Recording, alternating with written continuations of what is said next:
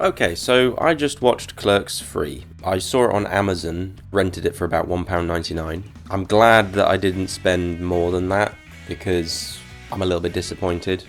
So I'm happy that it was just £1.99. But I'm a little bit disappointed with this film because I'm such a huge fan of the first Clerks and the second Clerks. I actually think it's very, very good. And I'm a huge, big fan of Kevin Smith. And Kevin Smith is, he's kind of a big inspiration to me, really. I mean, he just said one day, hey, I'm gonna go make a movie, and then he did, and he made it in his convenience store that he worked in, and he made a film with his friends, and that inspires me. I actually thought about doing that once. I actually wrote an entire script, which I still, one day, who knows, maybe I might get to make it.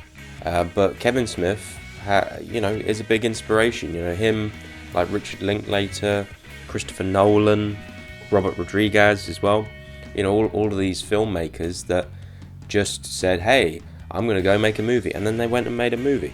But I'm a bit disappointed with Kevin Smith because, like, as I say, I'm a big fan of his, but I don't really like where his career sort of went. Like, he obviously did his, he did Clerks, which is great, then did a bunch of other movies like Mallrats and Chasing Amy, and then Dogma, Jay and Silent Bob Strikes Back, those movies, and those were all kind of like set in the same universe.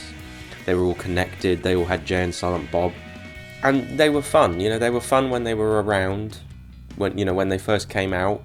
Over time they've kind of like, I don't know, maybe they're a bit dated, but they were good. They were good for the time, and they're fun to re-watch, for nostalgic reasons, because you kind of like watch. I remember watching Jay and Silent Bob when I probably wasn't supposed to, and it was a fun film. When I was a little kid, I was probably about 12 maybe, so I probably wasn't supposed to watch that movie, but I did, and I thought it was funny. I thought it was a funny film. Obviously, like looking at it now, it's probably not. It's not that great, but it's as I say, like it's nostalgia. And then after that, like Kevin Smith then tried to do some new stuff. He did a film called Jersey Girl, which I don't think it did very well. I've not seen it. And then of course, after that, he did Clerks 2. I actually think Clerks 2 is probably one of his best films. After that, I think he did a film called Zack and Miri Make a Porno or something. I think it's something like that. Zack and Miri Make a Porno? Yes. Zack and Miri Make a Porno. And that movie, I can't really remember it, but I remember it being quite funny. But it was kind of like more of a Judd Apatow, Seth Rogen type film than a Kevin Smith film. I mean, it had some Kevin Smith actors in there, but it wasn't set in that universe of, the Jay and Silent Bob universe or whatever, like where it's all connected and stuff. But, he was trying to do different things, do different comedies, and it wasn't so bad. But yeah, after that, then he did Cop Out with Bruce Willis, and I think he had a terrible time working on that film because I think Bruce Willis was very difficult to work with. It's not a great movie. But then after that, he then did something, different, and he did a film called Red State, which if I remember, it was quite good. Like, it was quite serious. He was taking a risk, doing something completely different, doing something that he'd never done before, and it had some comedic moments in there, but overall it was quite a serious film, and it was quite a shock, quite a surprise.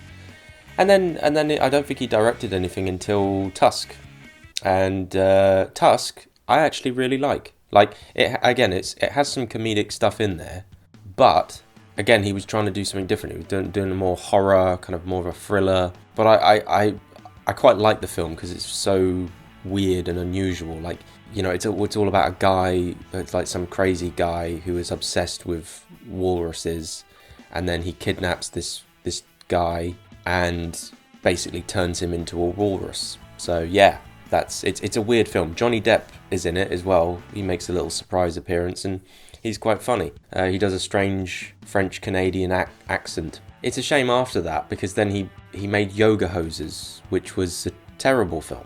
Like, literally one of the worst films ever. Like, he only made yoga hoses because he wanted to give his daughter a job. You know, he wanted to give his daughter an acting job. But it was a terrible film. And of course Johnny Depp was in that film as well, playing the same character. So it was kind of like a sequel. What he should have just done, he should have just taken that character, the Johnny Depp character, and just made a whole movie about him. Instead of doing this silly film about these two girls who work in this convenience store and they happen to like yoga. That's it. And then there was some stupid plot about some weird Nazi sausage things. Like, I don't get it. It's a strange film. A very, very strange film. It's probably one of the worst films I've ever seen. And then after that, then he came back to the well and made Jay and Silent Bob Reboot, which was okay. I wouldn't say it was terrible. I wouldn't say it was the best film ever. It definitely wasn't the worst film he's ever made or the worst film that I've ever seen, but it was just kind of like meh. I had some nostalgic moments there where I thought, oh yeah, that's a nice callback to the first one or the previous movies or whatever. And then after that he did like some He-Man cartoon, which I watched a couple of the episodes, but a lot of people hated that. A lot of people hated that show on Netflix. But anyway, he decided obviously to go back to the well again with Clerks 3, and as I say, the film is very, very disappointing because first things first, like, it starts out actually okay. You know, you've got your two buddies there. They're working in their convenience store. You know, they're doing exactly what you expect. Then Randall has a heart attack, and you're like, oh, okay, right, this is the plot. He's having a heart attack, and then he survives. But then he says, hey, why don't I just make my own movie? You know, I've always wanted to make a movie. Why not make a movie? And then he does. And then he sets out to make a movie, and then he basically just sort of makes Clerks. Basically, he just sort of makes the first movie, and it's kind of very meta, and it's supposed to be sort of homage or whatever. But it's just kind of, I don't like that story. I don't think it's very good. I wish he'd have done something else. I wish he could have done, you know, go on a road trip, go on a holiday or whatever. You know, just do something else. Or I don't know, like, we've never seen Randall like with a love interest. So, like, you know, you could have done a story about Randall meeting some woman and falling in love and stuff. But nah. But anyway, Dante, you know, well, it's quite sad actually, because Rosario Dawson, who was in the second film, she's dead, and she apparently dies in a car accident, and that just sucks. So basically, you know, it ruins the second film, because the second film ends on a real happy note. So now the second film is ruined. And so, you know, Dante has like dream sequences or whatever, where she's telling him to, you know, stay alive, keep living, and you know, make the best of it. You know, find something new to do, something to achieve, blah blah blah blah blah, all that sort of stuff. And then yeah, he helps his friend make the movie in the convenience store, but then he gets really, really depressed and sad, and they have a big argument, and then he has a heart attack and dies, and it's just such a bummer of an ending. I mean, you know, it's so weird, because like the movie is quite funny in places. It's not like laugh out loud, ha ha ha ha. There's some funny moments, like the cameo from the woman from the first one who says, you know, the famous 37 line. I like that cameo. That was the funniest bit actually, with her in the car. If you've seen the film, you know what I'm talking about. That bit actually made me laugh. But it's just such a bummer of an ending, just to have the main character who you kind of like, you're rooting for, you care about this guy. You know, he's been down on his luck all his life, and he's not really gone anywhere in his life, and he's just always been working in a convenience store, working in a shop, and he has a falling out with his friend, and then he just dies, and it's just so depressing. I quite liked the guy who was like a Christian at the beginning, and then he becomes a Satanist. You know, I quite liked him. He was quite funny. But Randall is kind of a dick in this film. He's kind of very selfish, and there isn't really any kind of like redeeming moment at the end of the film. Like, you know, you expect, okay, well, they're making a film. You'd have thought like a happy ending would be that they make the film, and then sell it to a producer or whatever, and then they make lots of money and then become filmmakers. You know, like that would have been a nice happy ending. Like him and Dante could have become, you know, directors or filmmakers, you know, just like what happened to Kevin Smith. But no, Kevin Smith just went with a sad ending about, you know, 50-year-old men having heart attacks and not achieving anything in life and just sucking. And I found the film very disappointing. It had some good moments, some funny little moments, but overall, kind of disappointing. I think Kevin Smith, he needs to stop writing his own scripts. I think he needs to hire a writer to write a script for him. And he needs to just do something different. Even though Cop Out was kind of a not so great movie, like he was kind of like on the right track with that film because he was making a movie with a big star. You know, he was making a movie with Bruce Willis. So, you know, it was kind of like a vehicle for Bruce Willis.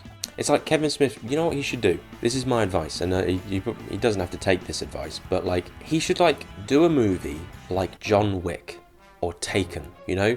Do a movie where he takes an actor, he's best friends with Ben Affleck. So take Ben Affleck, right, and make a movie about Ben Affleck being like a CIA guy who has to go on some sort of mission and kill some bad guys.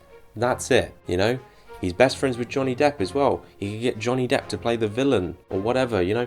But he could just make a film about Ben Affleck being a badass dude like Liam Neeson in Taken or like John Wick or whatever, and just make a movie on like 20 million. Make a movie like that, like a Jason Statham type movie or whatever. You know, like just an action movie with some car chases and some shootouts and stuff. And he can add a little bit of his humour in there as well. Just a sprinkle of his humour in there. And he can put all his actors in there as well, you know, have them make little cameos and stuff. He could also as well, like he could do like maybe like a western or a horror western. You know, he could do like a film a bit like Tusk, but in the Old West. You know, or like do a film like Bone Tomahawk or something like that. You know, Ben Affleck plays like a gunslinger who has got some sort of revenge that he's, you know, he goes to town, shoots some bad guys. That's it. You know, that's what Kevin Smith needs to do. He needs to make a more of a crowd-pleasing movie that lots of people will actually watch. You know, he should evolve. You know, Christopher Nolan, Robert Rodriguez, they both made films on even tinier budgets than Kevin Smith when they first started out. And yet, Christopher Nolan, since he made his first movie, The Following, he's gone on to make like the best Batman trilogy ever, and films like Interstellar and Inception and The Prestige, and his Tenet as well was pretty good too, and he's got this Oppenheimer film coming out. So like, he has evolved as a filmmaker. You know, he did Dunkirk. What's Kevin Smith done? Kevin Smith has just always done the same thing. And as I say, like he was on the right track when he was making movies like Red State and Tusk.